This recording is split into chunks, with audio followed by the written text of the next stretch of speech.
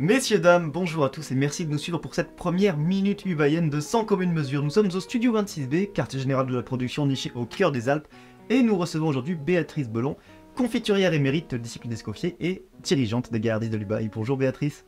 Bonjour à tous. Comment ça va? Excessivement bien, on est dans le plus beau pays du monde, la vallée de l'Ubaye. Merci mille fois d'avoir accepté cette interview. Tu es partenaire premium de Sans commune mesure TV. Pourquoi nous avoir fait confiance? Alors, je vous fais confiance et je vous ai fait confiance parce que vous amenez une expertise complètement différente à la vallée de l'Ubaye et en même temps aux gens qui sont comme nous, qui ne pouvons pas ou qui ne voulons pas travailler avec des grandes enseignes qui passent sur de la communication.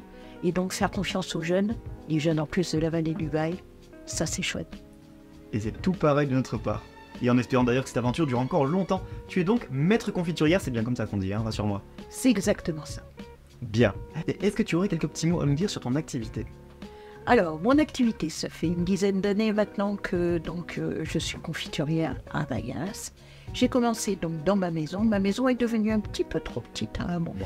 Donc du coup, on a créé donc un laboratoire et une boutique en bas du refuge, le refuge de Bayas.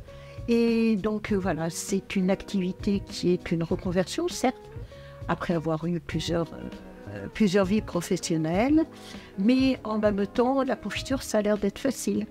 C'est des fruits et du sucre. Mais la mienne, et puis en même temps, les confitures actuelles, sont des confitures qui sont complètement différentes de ce qui était au départ. Au départ, la confiture était pour pouvoir conserver des fruits. Maintenant, ça devient non seulement un plaisir, mais en même temps un support de créativité. La confiture, effectivement, d'abord du bon fruit, toujours du bon fruit et non pas des fonds de marché comme on disait avant. Ça, c'est clair. Et puis, il faut y mettre beaucoup d'amour, je crois, et beaucoup d'envie aussi de faire plaisir aux autres. La notion de plaisir est très, très importante. Il n'en doute pas une seule seconde. Alors, tu es basé à Bayas, donc à quelques minutes de chez moi, comme tu as dit précédemment, et toi et moi, on se connaît depuis longtemps, et pour ainsi dire, tes confitures me bercent depuis un sacré bout de temps. Depuis combien de temps fais-tu ton activité exactement? Alors, je suis contente de t'avoir bercé parce que ça fait un beau jeune homme. Déjà ça. Et puis en même temps, voilà, ça fait 10 ans. Maintenant, cette année 2024, ça fera 10 années au mois de juillet que donc, cette activité existe. Après avoir eu, comme je disais tout à l'heure, plusieurs vies professionnelles. Et où je suis contente, c'est d'exercer le métier d'artisan. Artisan, c'est 1000 métiers en même temps. Et peut-être qu'avec la sagesse des années, cela a permis aussi de pouvoir mettre en application tout ce que j'ai appris dans ma vie professionnelle, dans mes vies professionnelles et dans ma vie personnelle, le mettre au service d'une petite entreprise qui est certes petite, mais je ne veux pas qu'elle aille plus loin. Je veux garder la qualité, je veux garder en même temps cette créativité qui m'anime et qui permet en même temps de pouvoir vous emmener des confitures qui sont un petit peu hors de commun. Comme peut l'attester avec grand plaisir ton écharpe. Merci.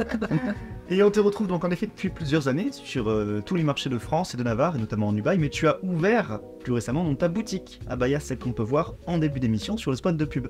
Un petit mot sur cette boutique? Alors cette boutique a été ouverte donc il y a 18 mois à peu près.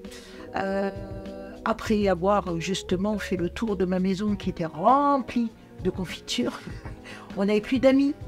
Parce que la chambre d'amis était prise par les confitures. Enfin, on n'avait plus de salle à manger.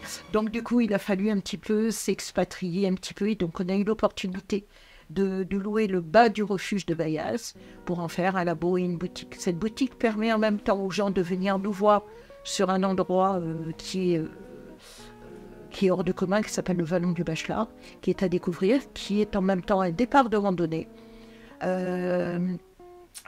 Aussi qui fait partie du tour de l'Ubaye. Et cette boutique vous reçoit en même temps dans les 3 saisons, printemps, été, automne, l'hiver un petit peu moins, parce qu'il y a peu de production puisque je travaille qu'avec des produits de saison. Et on se retrouve donc à pouvoir vous accueillir, mais vous accueillir dans différents moyens. Ce n'est pas qu'une boutique pour vendre, c'est aussi une boutique pour échanger. Incroyable, waouh. Et là, je vais te poser une question que la plupart des gens redoutent avec force et puissance. Si jamais tu devais te définir en 3 mots, et en tant qu'artisan, et en tant qu'artiste, et en tant qu'individu, lesquels seraient-ils? Alors la première, ça serait la créativité, la pugnacité, parce que la pugnacité, il faut être sûr que pour être artisan actuellement, il faut tenir la route, il faut tenir en même temps son fil premier, il faut être très créatif et en même temps, il faut donner beaucoup d'amour. Original, la pugnacité déjà. Oui. Donc créativité, Pugnacité et amour aux autres. et amour, évidemment. On va rappeler le slogan qui t'accompagne de partout depuis des années, plus qu'une confiture, une gourmandise. Alors, selon toi, qu'est-ce que c'est la distinction entre une confiture et une gourmandise? Alors une confiture au départ, ma foi, c'est pour le petit déjeuner. Mais la gourmandise, c'est tout ce que l'on peut mettre comme expertise en même temps, comme créativité. Et maintenant, la confiture ne s'adresse plus qu'au petit déjeuner. S'adresse aussi en accompagnement avec des plats, notamment du foie gras. On peut avoir en même temps des confitures très élaborées et très hors du commun, comme par exemple le confit de café. Confit de café avec un foie gras, c'est une petite tuerie. Il faut oser. En effet, faut oser. Il faut oser. Et en même temps, une gourmandise, c'est-à-dire qu'on va y mettre de la créativité. On va mettre en même temps des saveurs improbables les unes à côté des autres, les unes avec les autres, et qui finalement ne sont pas des saveurs que l'on juxtapose. 2 saveurs ensemble donnent une 3e saveur. Et c'est là où je vous offre en même temps tout ce qui est une gourmandise, c'est-à-dire qu'on va les mettre avec des crêpes, on va les mettre avec un fromage blanc, on va la mettre avec des plats. Je travaille avec un chef avec lequel qui a créé un plat signature sur lequel il fait un dôme de fromage de chèvre avec un insert poivron piment d'Espelette. Par exemple, c'est une confiture poivron piment d'Espelette qui aurait osé. C'est avec celle-ci que j'ai pu avoir en même temps un grand prix qui s'appelle l'Ordre culinaire international. Voilà. Et c'est ça en même temps la gourmandise, c'est d'aller chercher quelque chose de différent que la confiture du petit déjeuner.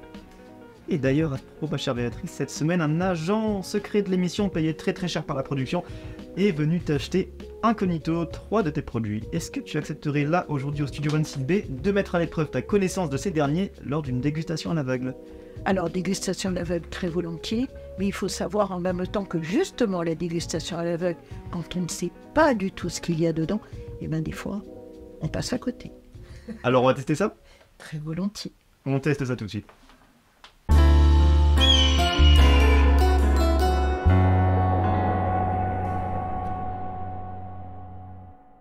Ma chère Béatrice, nous sommes en face de 3 de tes produits qu'on a pris incognito sur le marché de Barcelonnette. Alors, comment bien déguster une confiture selon toi? Alors une confiture, c'est déjà la sentir. Sentir pourquoi? Parce que on va faire jouer en même temps toutes les papilles olfactives. Après, on va avoir en même temps, quand on va la goûter, on va avoir aussi des goûts qui vont se développer. Mais si on part déjà à l'aveugle, on doit aller obligatoirement par tout ce qui est olfactif. D'accord. Alors moi quand je dis à l'aveugle, c'est parce qu'on a surtout caché les noms de tes confitures, mais là comme ça de visu, à la couleur, est-ce que tu arriverais à déjà déterminer un petit peu quelque chose? Alors déjà, à la couleur, il faut savoir que tout ce qui est rouge, bien sûr, va sur les fruits rouges. C'est évident. C'est normal. Après, étant donné que je travaille les fleurs, il faut savoir aussi que l'on va aller vers la couleur rouge, rouge foncé. Alors, je les connais par cœur, mes confitures, soyons honnêtes, mais je vais vous faire en même temps je vais vous expliquer en même temps quelque chose de très étonnant. La première confiture que vous avez, c'est celle de coquelicot. Alors, on dit un confit de coquelicot, mais c'est très étonnant. D'abord, parce qu'au niveau de la couleur va vers les fruits rouges, mais n'a pas la couleur du rouge coquelicot. Alors, c'est quelque chose de très chimique parce que la nature est chimie. La nature est chimie, il faut savoir que l'on a le rouge coquelicot quand c'est du coquelicot frais. C'est-à-dire qu'au mois de juin, on va chercher, en même temps, on va récolter donc les pétales sur les contreforts du lac de Serponçon, restant le plus possible dans notre région. Ça va sentir. Alors, quand on arrive à les faire, à les travailler immédiatement, on va sortir un rouge très coquelicot, très rouge. Et la chimie fait que quand on les sèche, parce que bien entendu, j'ai un petit peu le grand honneur que nous font les gens d'apprécier cette confiture, ce confit exactement, on va aller vers un rouge très profond, qui est un rouge qui rapproche des fruits rouges. Alors, c'est comme ça que tu arrives de visuel à savoir d'avance que c'est du coquelicot? Oui, parce que je les connais. Et parce que tu me connais, tu sais aussi que j'aime bien le coquelicot, et puis j'avais forcément pris un peu, bien sûr. Et puis c'est une confiture, qui interpelle, parce que quand on va dans un champ, que l'on prend et que l'on goûte un pétale de coquelicot, ben c'est insipide, mais c'est en même temps la somme des pétales de coquelicot et la manière de le travailler qui va faire en même temps que l'on a un goût qui émerge, et c'est un goût de fruits rouges. On va vers de la groseille, on va vers des gens peuvent aller vers de la grenadine. Alors, pourquoi les gens vont vers la notion de fruits rouges? C'est parce que finalement, le cerveau n'a aucune notion de ce que peut avoir le goût du coquelicot. Donc, le cerveau va aller vers ce qu'il connaît. Donc, il va donner un nom de ce qu'il connaît. Et donc, le fruit rouge est en premier. Donc quand je me suis ton sirop de poivre en début d'année au tournage, c'est parce que mon cerveau m'a demandé de prendre du sirop de poivre pour faire... Mais c'est très très très étonnant. Très étonnant parce que finalement, on pourrait aller vers un petit peu de la neuroscience. Le cerveau est très étonnant comme organe. C'est un organe qui va ramener en même temps les souvenirs, qui va ramener en même temps tout ce qui est lié à l'enfance, mais qui aussi va avoir des associations. Quand il ne connaît pas, il associe avec, déjà, j'aime ou j'aime pas, tel et tel papille qui va donner en même temps des idées très de rapprochement. Voilà. À l'instar de la dégustation de bière ou de vin. C'est exactement ça. Il faut savoir qu'une confiture, c'est un petit peu comme je pourrais associer ça en même temps au goût du vin. Il faut déjà savoir qu'une confiture se mature. C'est-à-dire que vous n'allez pas prendre une confiture et la manger quand elle est faite. Il faut attendre qu'elle mature. Pourquoi? Pour que tous les arômes de cette confiture, et encore plus chez moi quand il y a des associations, puissent en même temps s'équilibrer pour pouvoir donner le plus possible. Donc tu pars sur coquelicot. Voilà. Sans aucun doute. Confit de coquelicot. Alors déjà, je voulais exprimer en même temps pourquoi est-ce que l'on appelle un confit et non pas une confiture. Il faut savoir que dans la législation de la confiture, tout ce qui est à base de fruits en confiture s'appelle confiture. Si on va sur une gelée, c'est-à-dire une extraction des goûts, quand on est sur des fruits, ça va s'appeler une gelée de groseille, une gelée de framboise, une gelée de cassis. Mais par contre, quand on va vers des fruits ou des légumes, ça s'appelle un confit. Donc ce n'est pas moi qui l'ai inventé, c'est la législation des confitures, qui est assez complexe. Et donc là, à droite, on a également un confit, me semble-t-il? C'est ça. Alors c'est un confit sur lequel, encore une fois, voilà, c'est une gelée d'un produit que l'on aime particulièrement en Ubaye et dans les montagnes. Parce qu'on vient d'interviewer le pot là. Oui, totalement. On se retrouve avec quelque chose qui ne se mange pas au petit déjeuner, mais qui se mange beaucoup, beaucoup, beaucoup avec les fromages, notamment avec les tomes de l'Ubaye, très intéressant. Et c'est une petite plante que l'on va chercher très loin dans la montagne. Parce que tu l'as reconnu elle aussi. Ah mais c'est bon, j'arrête le taf là, c'est bon. Par rapport à sa couleur notamment. Forcément. C'est une couleur qui est emblématique et qui en même temps... alors bien sûr, on ne va pas le chercher sur les montagnes. D'abord, j'aurais pas le temps. Et puis, je ne suis pas un petit chamois. Je travaille avec un monsieur qui est donc sur le col de Vars, qui s'appelle monsieur Olivier Imbert, et qui lui cultive beaucoup de plantes emblématiques d'ici, et notamment le génépi. Alors le génépi, on le fait certainement d'alcool, sur lequel il faut faire gaffe en même temps, c'est très très bon. Et puis moi, je l'ai inventé, donc on confie, on n'est que 2 entreprises à faire du confit de génépi et du confit de fleurs. Une personne qui est dans le 05 et moi-même. Très intéressant en goût. Alors, ce qui est très étonnant, c'est que quand on met le génépi dans de l'alcool, on a un certain goût. Quand on le met seulement en infusion et donc en gelée, à ce moment-là, donc on confie, pour aller vraiment vers le vrai nom, on a... Et elle parle en connaisseuse.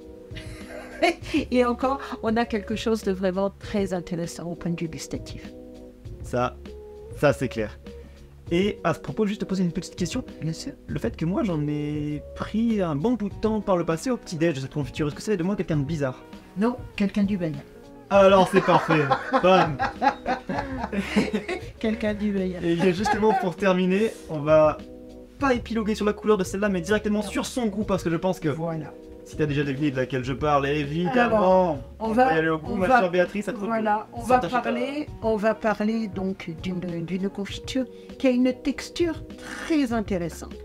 Alors, très intéressante parce que c'est cette texture qui m'a permis de pouvoir être championne du monde de la confiture en 2020. Elle reconnaît tout sans goûter, ça m'énerve. Ah oui. Ah oui, Mais forcément. d'abord, voilà, au niveau de l'odeur, déjà, on a quelque chose d'intéressant parce que l'on a, bien entendu, cette odeur de fruits rouges avec une prépondérance par rapport au cassis. Le cassis, c'est celui de mon jardin, 1800 mètres d'altitude. Donc il ne faut pas oublier que nous avons des tanins qui sont complètement différents parce qu'il y a une concentration sur un laps de temps très très court. Et donc dans la texture m'a permis d'être championne du monde de la confiture traditionnelle en 2020, Confituriade. Et cette texture, elle est intéressante. Alors déjà, elle fait confiture, il n'y a pas de souci. Mais à l'intérieur, vous avez des fraises entières qui sont confites. Donc vous allez avoir, chaque fois que vous allez mettre donc votre confiture sur une tartine, vous allez avoir une texture différente. Une fois, vous allez avoir le cassis et la groseille, donc vous allez étaler, toujours lécher la tartine et en mettre beaucoup. Sinon, vous allez vous retrouver avec une confiture du commerce. Vous léchez la tartine tout simplement. Et quand vous allez tomber sur la fraise, vous allez l'étaler et là, vous allez manger un champ de fraise. Ça, c'est incroyable, ma chère Béa. Et d'ailleurs, cette confiture s'appelle donc L'as de trèfle, l'as de trèfle qui pique ton cœur. c'est à peu près ça. Il faut savoir en même temps que l'as de trèfle, c'est dans les personnes, ça relève en même temps de la réussite. L'as de trèfle, c'est la carte qui amène à la réussite. Donc c'est pour faire un petit clin d'œil à ma belle-mère. Très clairement, Voilà. c'est magnifique. Si on termine par cette confiture, c'est pas pour un hasard, comme tu peux t'en douter. Déjà parce qu'elle a été donc primée, confiturale, mais également parce que ça me permet de faire levier sur ton rang de disciple d'Escoffier. Est-ce que tu aurais un petit mot à nous dire sur ce rang de disciple d'Escoffier? Alors, jusqu'à présent, pendant les 9 premières années de l'existence, chaque fois que j'ai fait des concours, c'est le produit qui a été concrétisé. Et c'est bon, qui a eu la consécration. Donc, médaille donc des championnats du monde, médaille d'or pour certains autres produits, ainsi de suite. Et quand les disciples d'Escoffier m'ont proposé donc de rentrer dans leur congrégation, j'ai trouvé que c'était très intéressant parce que cette fois-ci c'était la confiturière, c'est-à-dire la personne qui élabore, en l'occurrence c'est moi, qui était vraiment repérée. Et là, ce n'est plus le produit. C'est vraiment un savoir-faire qui a été reconnu. C'est un savoir-être qui a été reconnu aussi parce que disciple d'Escoffier, c'est une congrégation qui travaille aussi avec, au travers donc, d'un sujet bien spécial. C'est-à-dire que ce sont des gens qui sont reconnus pour leur savoir-faire, mais surtout dans un état d'esprit de maître confiturier et de grandeur de la cuisine, puisqu'en même temps, ce sont des personnes qui travaillent aussi pour des causes humanitaires. Et là, voilà, c'est une grande concentration, une grande consécration. Consécration, merci, qui me permet en même temps d'être reconnu comme étant pas une carrière, mais en même temps, voilà, une qualité en même temps de mes produits. C'est eux qui ont donné ce titre-là. Et ça te rend fier? Et ça me rend plus que fier, et ça me rend fier pour la vallée du Bayeux.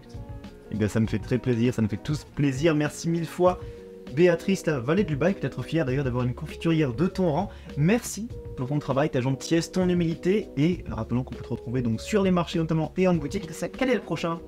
Alors, le prochain, nous partons sur quelque chose d'assez étonnant, puisque nous partons à Lyon.